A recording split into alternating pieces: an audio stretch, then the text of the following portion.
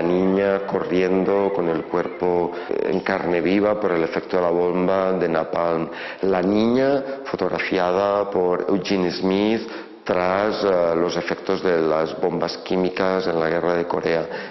Todos estos personajes acaban siendo dobles víctimas, víctimas del arma que les ha causado ese daño físico y víctimas de la fotografía, que les convierte de alguna manera en iconos. It was fascination,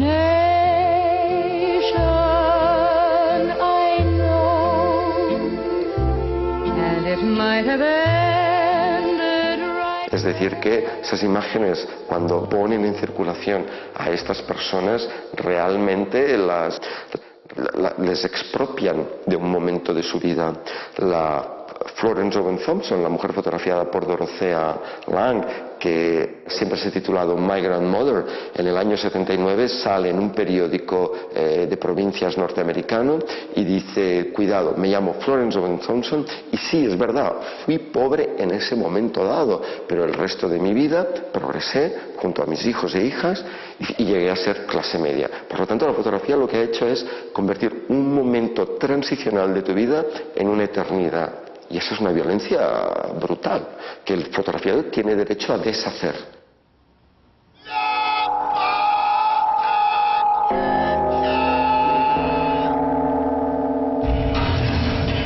Round 1. Fight.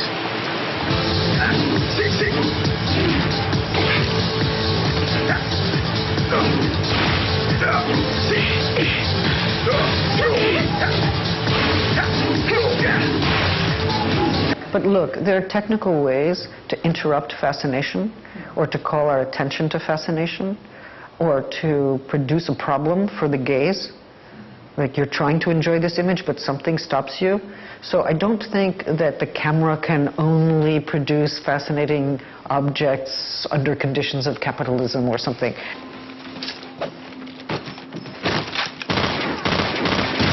Come back here!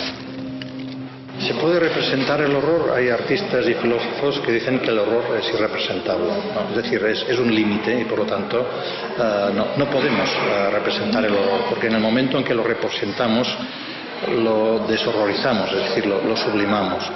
¿Cómo? A mí se me ocurren, por ejemplo, dos estrategias. Una es la repetición. A veces la repetición de un mismo horror hace que nos habituemos, que lo banalicemos y que terminemos acostumbrándonos a su contenido, ¿no? Y por lo tanto a aceptarlo. Y por otro lado, la estetización, es decir, cuando el horror está representado tan bellamente, tan plásticamente, el contenido del horror se supedita precisamente a la admiración que produce la imagen en cuanto a otros valores que no tienen que ver justamente con el contenido, ¿no? Pendant des années, je me suis focalisée sur l'extrême violence qui caractérise un certain nombre d'images pornographiques, pour ensuite me concentrer sur un phénomène plus spécifique dont je vais maintenant vous parler, qui est le phénomène des vidéos d'égorgement. Qu'est-ce qu'est une vidéo d'égorgement?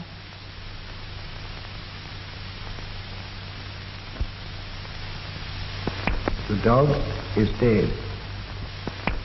Un llibret que vaig trobar fa molt poc és de la filòsofa italiana Michela Marzano, La muerte como espectáculo, i un retall que he trobat avui de la revista Interview d'aquesta setmana dels cossos d'uns suposats talibans morts amb el cap esberlat, i imatges semblants a les que veiem aquí, ¿no? Estas imágenes por sí solas no explican nada. La pregunta que tenemos que hacernos es ¿por qué seguimos confiando en ellas? ¿Qué papel están haciendo para que sigamos esperando una foto en el periódico de la mañana para ver imágenes de algo acontecido? Quina necessitat hi ha de mostrar l'horror? Què necessitat hi ha?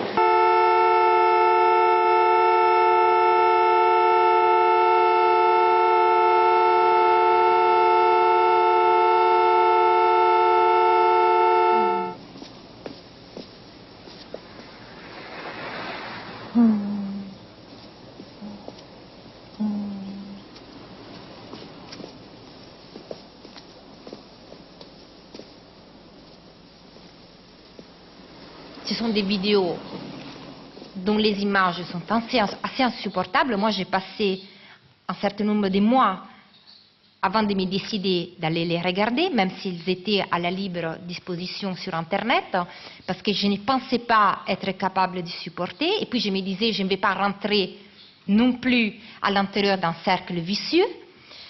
Mais en même temps, il fallait bien pouvoir regarder pour pouvoir savoir de quoi j'allais parler. He asks us why we feel horror and moral repulsion in the face of suicide bombing when we do not always feel the same horror and moral repulsion in the face of state-sponsored violence. His thesis is that we feel more horror and moral aversion, revulsion, in the face of lives lost brutally under certain conditions and through certain means than through others. If someone is killed in war or someone kills in war and the war is state-sponsored, then we invest and we invest the state with legitimacy, then we consider the death lamentable, sad, unfortunate, but not radically unjust. And yet if violence is perpetrated by counterinsurgency groups regarded as illegitimate, then our affect invariably changes. Para los grandes medios de comunicación, para el poder neoliberal en el mundo, los otros, los excluidos solo existen cuando están muertos o cuando están en la cárcel o son perseguidos. Esto no puede seguir así.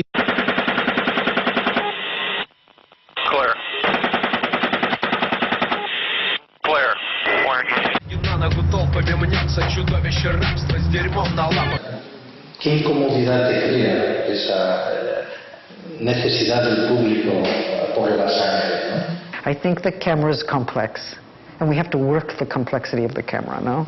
And reframe the image, not just to have more self-consciousness, but to literally interrupt the affect.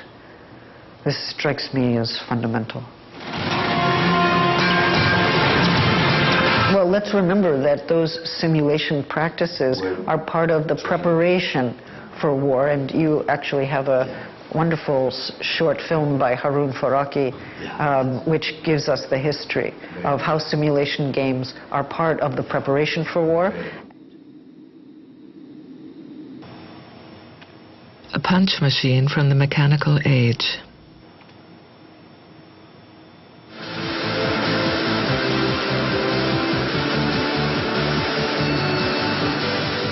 From the electronic age, a guided missile.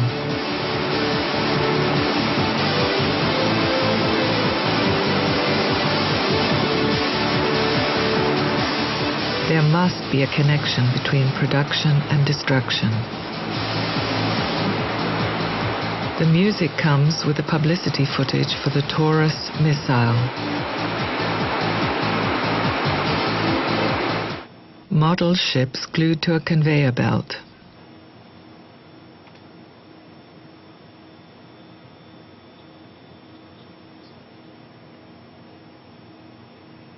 A simulator to practice bombing from Germany, 1943.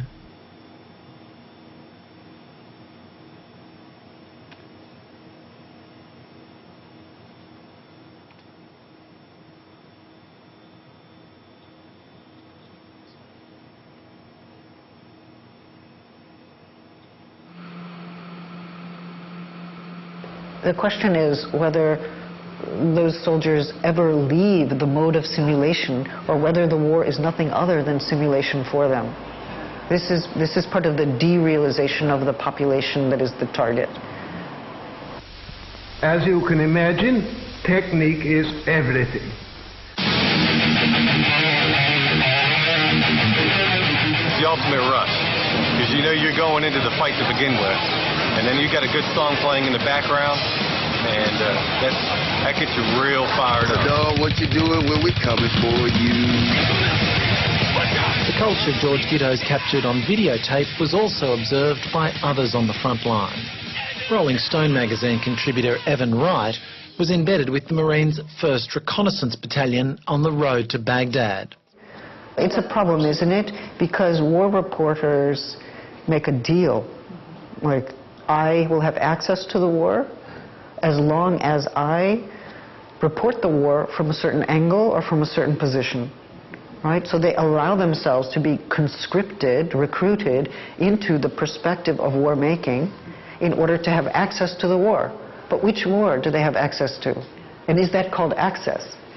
His new book about their ultra-violent culture is called Generation Kill. They were raised by television, Hollywood movies, video games, internet porn. I mean, that stuff was available to them from a very young age, and that's sort of how they were acculturated into society. And who is filming that problem? Right? It would be nice to have a film of that problem. Watch the reporter, watch the reporter.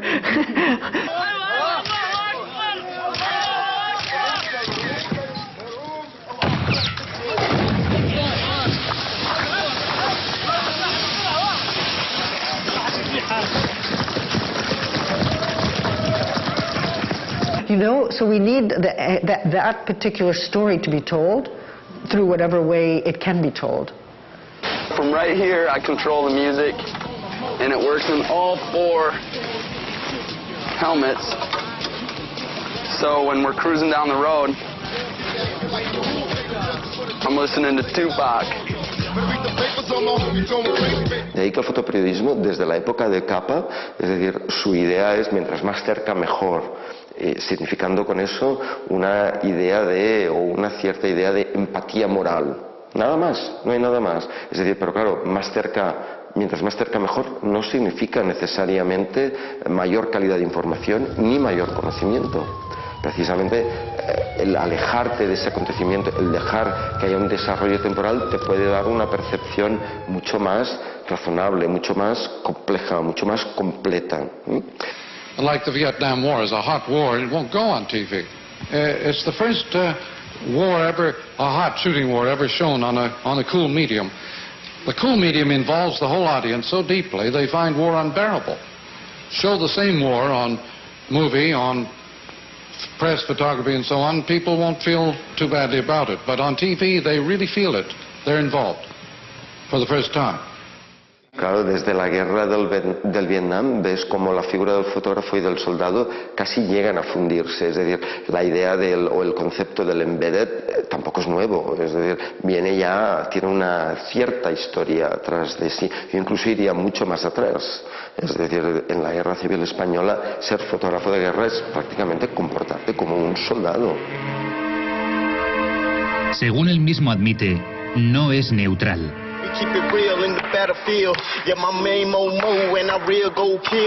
Usually you see in the movie, bang, you're dead, you fall down. Here, bang, you should be dead, your guts are hanging out, but you're still walking around, still talking, and sitting in a swing set, swinging like you're half crazy. Just they don't die.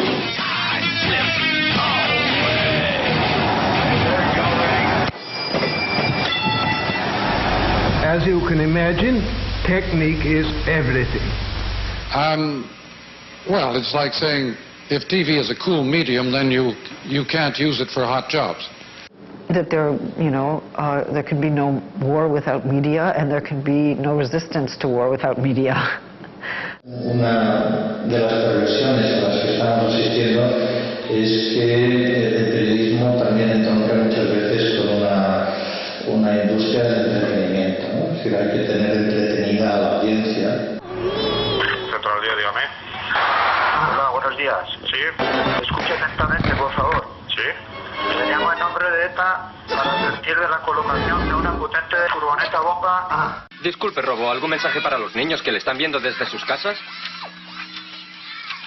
No os metáis en líos. Más combates en México cuando tropas norteamericanas participaron en una operación conjunta con los nacionalistas mexicanos contra las bases de misiles de Acapulco en poder de los rebeldes. ¿Y ahora? Alerta roja, alerta roja, alerta roja. Has cruzado en mi línea de la muerte. Y tú no has desmantelado la base de misiles MX. Pakistán amenaza mi frontera. Basta ya, amigo. Se acabó la ayuda militar. Destrucción nuclear. Destrúyalos antes de que le destruyan a usted. Otro juego familiar de los hermanos Butler.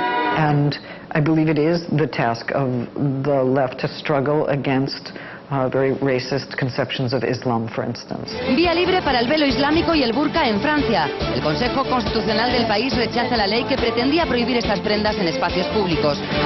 I think it is a task of the left to come up with more complex ideas of who we are as a mixed population in Europe, in the United States, throughout the globe, without subscribing to simple ideas of pluralism. White people having fun, global domination over everyone. White people smile so bright, genocide for anyone who isn't white.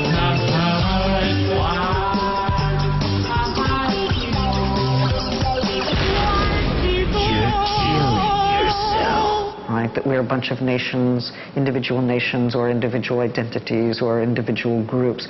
Yeah, man, throw them in the fire. Yeah, one upon them, more fire, more fire, more fire. What upon the heat, let me say. What upon the paper, let me say. Let me say, no, who won? No name, better you for this Bolivar. But we have to call them dirty booba. Them no respect the Almighty One. Don't know the yellow man go bon. No name, better you for this Bolivar. There are many more complex interrelations among ethnicity and ethnicities, races, and religions than those ideas of pluralism would allow. So I think we need a more radical idea of who the global population is. And I do believe that there are various ways of using media to try to produce more complex frames of recognition and to break the frames. I mean, we have to break certain frames, right, that are building up the idea of the Muslim population, building it as monolithic, as dangerous, as backward, as primitive. What would it mean to interrupt that, to take it apart, to actually bring certain kinds of knowledges to bear on what dominant media representations of Islam are?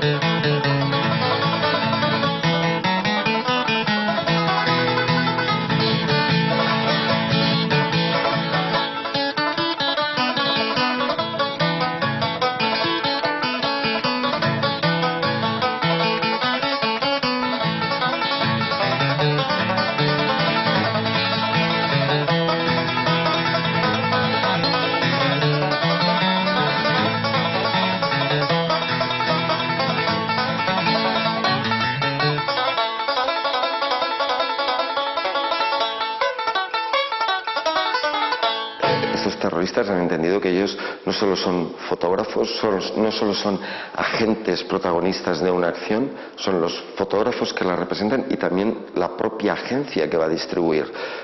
La idea de que la fotografía es simplemente hacer clic, captar una imagen es errónea, es decir, la fotografía incluye, como decía Judith Butler, su acontecimiento y su distribución. Por lo tanto, hoy en día, técnicamente, la fotografía ha fundido esos tres momentos distintos. Mais il y a aussi, d'autre part, un message vis-à-vis de l'Occident qui était envoyé. Et l'idée était de terroriser les gens pour pouvoir leur montrer leur force. Judith Butler, en una entrevista en el diario Liberación, poco después de que aparecen las fotos de Abu Ghraib, decía algo que a mí siempre me ha parecido absolutamente, de alguna manera, esencial. Y dice, en Abu Ghraib, el problema, dice, es que la fotografía forma parte del acontecimiento. Es decir, la fotografía ya no está fuera contemplando lo que está ocurriendo, sino que la fotografía está metida en el acontecimiento. Después oías a fotógrafos como Gary Knight que, viendo lo que había ocurrido en Abu Ghraib, se preguntaban, ¿qué podemos hacer nosotros como fotoperiodistas que estábamos siempre deseando llegar al acontecimiento si ya, de alguna manera, estas fotos las generan los mismos que están, de alguna manera, participando, actuando en el acontecimiento? Por lo tanto, esa distinción que había entre el hecho, el acontecimiento, su captura por un fotógrafo profesional y su distribución ha quedado diluida. Esa indistinción, eso es lo más violento que estamos viviendo. Ahí está la violencia del dispositivo. Alors, comment se fait-il? Est-ce qu'il y a une fascination pour la mort? Est-ce qu'il s'agit d'une forme de voyeurisme? Motion pictures have been described as like looking at something through a keyhole. Est-ce qu'il s'agit d'une forme d'indifférence? Est-ce qu'il s'agit d'un moyen de se renseigner sur ce qui est en train de se passer dans le monde? Come back here and let me stab you.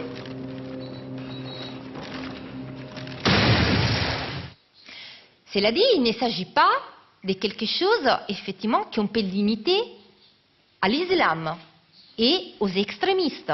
Non seulement il y a eu cette vidéo tournée en Russie, mais il y a, comme je l'ai dit au début de mon exposé, il y a les vidéos de torture qui ont été réalisées dans la prison d'Abu Ghraib. Alors là, ça a été très médiatisé, on nous a montré beaucoup de photos, mais il y a aussi beaucoup de vidéos. Où est-ce que l'on montre? On montre effectivement l'humiliation des prisonniers. C'est-à-dire, ce qui est en jeu, c'est exactement le même mécanisme. À partir du moment où on ne considère pas les êtres humains comme des êtres humains, à partir du moment où on les considère des citoyens de série B, voire même des choses, à ce moment, tout est possible. D'ailleurs, quand on a discuté avec les soldats qui avaient réalisé ce genre de vidéos, ils ne se rendaient pas compte de ce qu'ils avaient fait. Ils ont parlé d'amusement. On l'a fait pour s'amuser. Et il y a eu aux États-Unis tout un mouvement de justification, d'ailleurs, de cette image, en disant qu'il s'agissait d'une décharge émotionnelle pour des gens qui vivaient des situations extrêmement de stress aigu. God damn it, Jackson.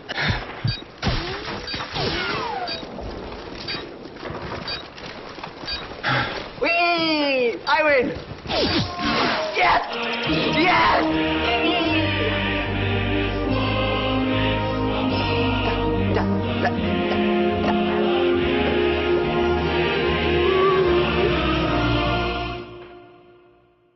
In the same way, I think we have to continue to do that kind of struggle as we think about women, or who women are, or what sexuality is, or how racism works. These are complex matters, and I would like to see I would like to see a struggle to make popular certain complex ideas about who populations are and what is valuable about them, and that means a kind of meeting of intellectual and artistic work with popular media in ways that I think are really, really important, without being easily transformed into consumer objects. Was fascination, I know, and it might have ended right then at the start. Look, as you know better than I do, there's a danger of having the museum space or the private gallery be the exclusive site for subversive and radical work, right? On the other hand, every museum and every gallery is probably involved in certain political struggles. You know, what will their corporate board accept? What will the local laws accept? Are there norms or policies of censorship against which they have to struggle, right? So it's the interface between, say, the artistic institution and the public domain, including the local government, which becomes very interesting. Simplement, il y a là un problème. Et là, j'aborde directement la question de la liberté d'information. Quand il s'agit de faire un reportage, parfois il s'agit effectivement de montrer des images extrêmement violentes.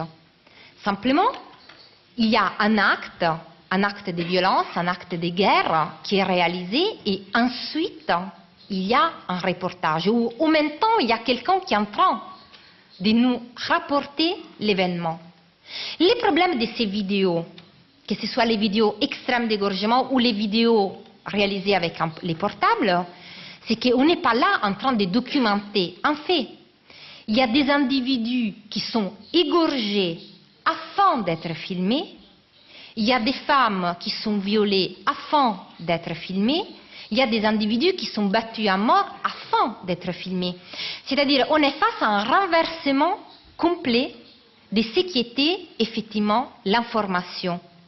Donc, quand j'ai posé la question à un certain nombre de journalistes en disant « Mais qu'est-ce que vous êtes en train de faire quand vous balancez une vidéo d'égorgement sur un site comme le site du Nouvel Observateur ?» Ils m'ont répondu « On est en train d'informer ». Je leur ai dit, écoutez, vous n'êtes pas en train d'informer, parce qu'informer signifie documenter ce qui est en train de se passer, choisir des images, choisir des mots, donner un angle de lecture à un événement pour permettre à l'esprit critique de pouvoir se former. Mais informer ne s'agit absolument pas, quand on informe, il ne s'agit absolument pas de balancer toute image, de donner à voir une vidéo et puis de dire aux gens qui sont en train de les regarder, bon, maintenant vous allez vous débrouiller. On vous donne les informations parce que ça ne rentre plus à l'intérieur de la question d'informer. Ça peut rentrer à l'intérieur d'une propagande ou ça peut rentrer dans une forme d'indifférence par rapport, effectivement, au sort d'un certain nombre d'êtres humains. And even though the Abu Ghraib photos were hideous and horrible, it also produced an opening. People said, what? Look at this photo, but this is the dominant media representation of the war. I cannot put these things together. And the dissonance, the incommensurability, produced a kind of skepticism about the war effort that had not existed before. Wagons. What did you say?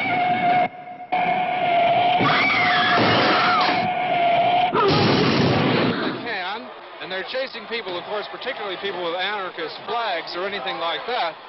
You can see crowds running in all directions, and plenty of things are being thrown. The police have just grabbed somebody, are beating him over the head. The whole crowd across the street is yelling, Sieg Heil. Another melee is taking place in the park, right in front of the nation. Right in front of the entire nation, this is happening.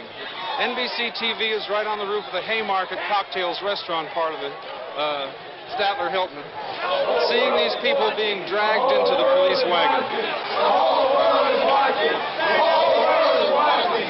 The whole world is watching. The whole world is watching. The whole world is watching. The whole world is watching.